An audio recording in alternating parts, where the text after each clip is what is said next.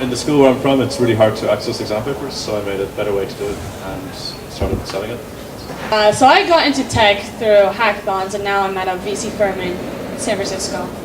By complete accident, I went to the Young Scientist with the project and it turned out to be commercially viable, so continuing on with that.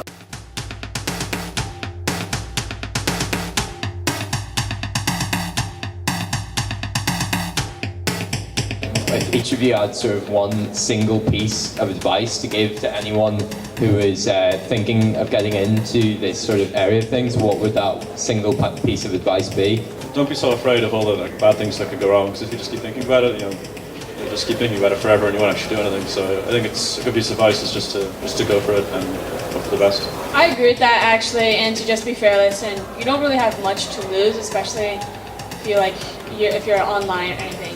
But also adding to that, what I talked about earlier is figuring out the type of people you want to meet, what you want to do, what you want to work on, whether you want to be a designer, a developer, or whatever, and finding out where these group of people hang out, what events they go to, and that's how you're going to find your crew. It's not going to be school, but it's going to be through these events or these online groups. Don't be afraid to ask people for help.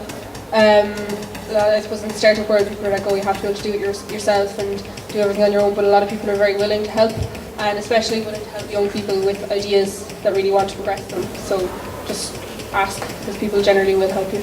And James, obviously your better examinations, that was obviously in the education space, so would you say that being a student and having that sort of experience of what it's like to be a student, do you think that helped you when you were creating that? Yeah, so obviously it's really helpful if you actually use the thing that you're making. It's really good, because then you know exactly what the problem is, and you know from your customer's perspective what the issues are and how you can fix it for them. Whereas maybe if you're not using the product, or you don't really have experience of how people might interact with this problem or come across a problem they're trying to fix, maybe it might go a little bit wrong. But the idea is it's good if you're using it. So. Tiffany, obviously you're sort of in the VC area of things, so when you were getting started off in that, was it sort of, what's the word, was it scary to go into VC when it's traditionally dominated by adults? Yeah, I think it still is scary to be interacting with people double my age, to be working with people double my age every single day. But I mean, you get used to it, and I was already hanging out with adults and people much older than me a couple years ago when I started meeting people through Twitter and other online places. And Adele, obviously the same goes for you to an extent, so you're obviously in the medical side of things, so were there any problems when you were first starting out in sort of the medical area? Were people did people maybe not take you as seriously because of your age, or how did you come around that? Yeah, that was definitely a bit of an issue at the start, because when I started the project I was 15, I'm 18 now, and there's even between those 3 years there's a big difference in the amount people take you seriously. But what I did to overcome that was I basically contacted my friend who is a medical doctor and was like, look, we need a doctor on board to progress things, because people don't take, in the medical side of things, you need to have that skill set for people to take it seriously. So we just went around that by building a team with the right skill set, and I have the biotech side, so that it works perfectly for us. But it was an issue, and that's kind of how we overcame it. Each of you, what would you say is the biggest sort of obstacle in the course of anyone who is wanting to go out there and do this kind of thing? What problems are there and how can they get around them? I often think it's quite hard to find someone, if your idea is like something for the internet or kind of nerdy related, it's quite hard to find someone to program stuff for you, or if you're not already, if you can't program, it's possibly hard to create that pairing between someone who's good at business and someone who's good at programming. So that's a potential problem, but I think if you can find someone who can program, or someone who can do business stuff for you, I think that's so events like these where you can come to and where you can find people who, the person you're looking for might be able to help you start a business. I think that's really helpful. Something that I think is a bit hard is getting people older than you or people better than you in some sort of skill that you lack to respect you or to take what you say seriously. And this can all be changed through the way you hold yourself. And I think that there's a lot to be said for people who are very self-confident, and that just helps you in recruiting people or working with people and getting adults to take you seriously. It's just about the way you hold yourself, really. I think not necessarily for the business, but for me personally, one of the biggest issues with going into business so young is that you don't have people that you can relate to a certain extent. You don't have people that understand you, your friends, they just like, oh, that's cool, but they don't really care. So I think one of the biggest issues is to find people in the same space or in the same area that are doing things like yours, so that you can have someone to have a conversation with when everything is going wrong, and that they will care and they'll understand it and they'll understand what you mean. So I think at the start that was one of the big issues for me, is that I didn't know anyone else doing anything similar. But like you can see from events like this that there definitely are people, which is great. What would you say is the biggest sort of, what is the biggest benefit to starting out young as a teenager as opposed to waiting until you're maybe 25 or 30 or something like that? I think like when you're really young, like all the people here, you've very little to lose. I mean, when you're like 30, 35, 40, you might have someone else, like kids, a family. You have to support them. It's more difficult to take risks, and if something goes wrong, then your mortgage is gone. So I mean, if you're like a really young person, you don't have that many responsibilities. So you can go and do these exciting things and not worry too much about the potential consequences, because you probably don't have that much to lose.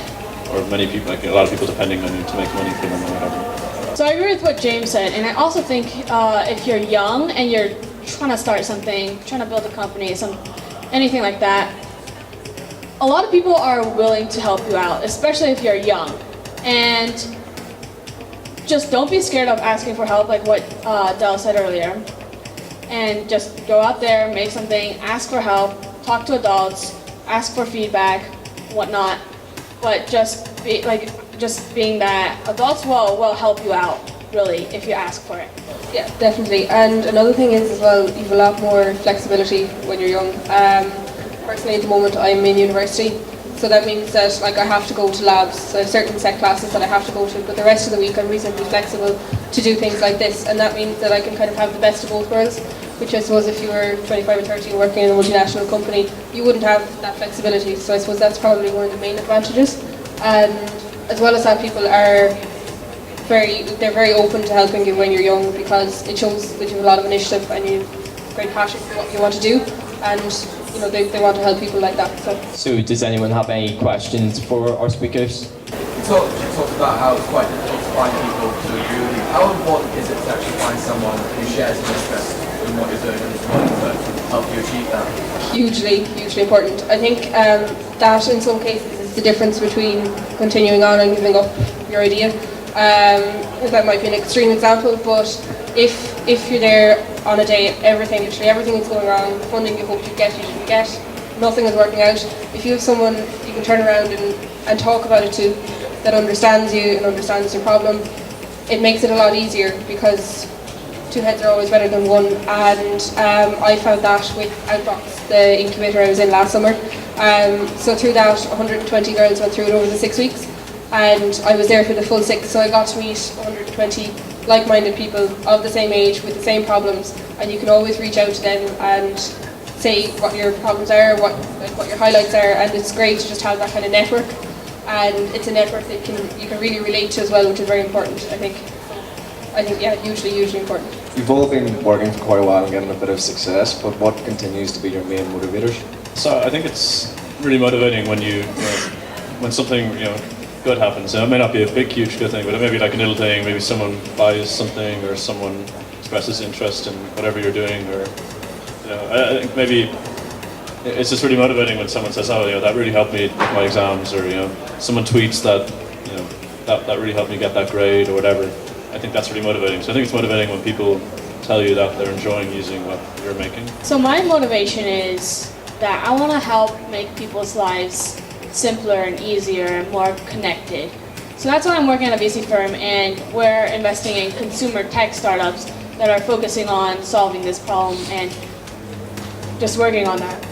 So our motivation would be improving quality of life of people with Parkinson's. So because there's I kind of said this in the talk, but because there's no known cure for it, finding new ways of treating it is really, really important, and that would be our main motivator. And the second one would be to develop the technology so that the people that need it can have access to it, because if we don't, it won't get developed, or somebody else will, but we'd rather.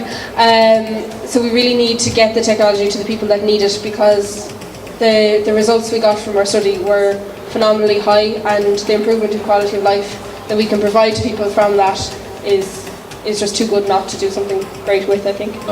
What advice would you give to students who have an interest in starting a project but need to commit towards studying for exams? So it can be difficult. Like in Dublin, we have this year where you don't really do it. Like after you do your GCSEs, we have this year of where you kind of get to do anything you want to do. And I kind of started then.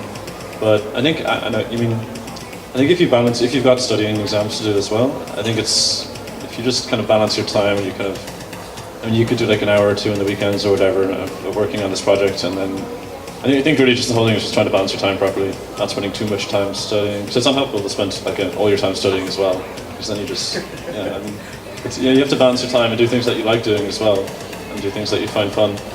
Would you say that the idea of a teen entrepreneur is a strange concept, or would you say that it's becoming more and more popular? I don't know if it's becoming more and more popular, but it's definitely getting more media attention, which would then people see it as being more popular. There's definitely a lot more teens interested in entrepreneurship than when I started 2 or 3 years ago, but they've also been getting more media and press attention, so they're more visible, I suppose. They're there. Like we've been interviewed in the Sunday Business Post, Irish Times, big media outlets that a few years ago wouldn't have given us that opportunity. So people are definitely getting more coverage, and I think that's maybe inspiring more young people to become teen entrepreneurs. So I think it's all stems from that, really, the visibility of it, and it's becoming kind of the cool thing to do, rather than playing football or that kind of thing. Yeah, so I'm from Silicon Valley, where this concept is not that strange, and I have a bunch of friends who dropped out of college. Not saying I would recommend that, but I do think that the fad of teenage entrepreneurs is becoming huge. Press loves it. Lots of TV shows have approached me to do like a reality show on college dropouts and hackers. It's kind of a crazy phenomenon if you think about it. But I think there is something there, and I think what's good about teenage entrepreneurs is you have all this passion, you have all this energy that you won't have later on in your life to focus on your company or whatever project that you're deeply interested in, or a problem you're really focused on solving. Yeah, I kind of agree with those points as well. I mean, I don't think it's not exactly a foreign. I guess it's becoming much more mainstream to be like a kind of teenage entrepreneur person. Especially these stories of like people who like make millions, like the Collison brothers. They were like 20-something-ish when they started off. So I mean, it's all very. I think it's becoming much more a mainstream thing now. I don't think it's really too much of a foreign concept anymore. And I mean, you have so much time when you're young, and as you said, so much energy and everything to do all this stuff. So So I think all of our panel members deserve one more final round of applause.